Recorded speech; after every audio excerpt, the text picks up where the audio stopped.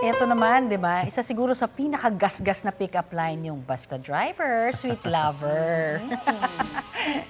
O, di ba? Kaya yung diba, isang senior citizen na may sa Mahayhay. Mahayhay, Yes. Laguna, may bagong entry.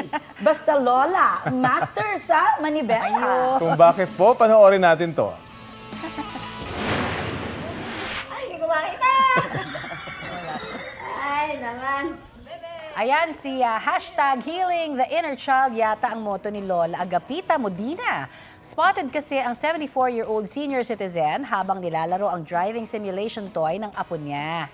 Kwento ng uploader na si Mommy Patricia, binili niya ang laruan para sa 1-year-old na anak na si Matthews. Nagulat na lang siya nang hawak na ng biyenan niya ang manibela ng laruan. Bukod sa pag-aalaga, test body raw kasi talaga ni Baby Matthew si Lola Agapita pagdating sa mga bagong laruan. Ayun naman pala. Ang netizens feel good sa heartwarming video ni Lola. Kapuso, para sa mga maiinit na balita, mag-subscribe sa GMA Integrated News sa YouTube. Sa mga kapuso naman abroad, subaybayan nyo kami sa GMA Pinoy TV at sa www.gmanews.tv.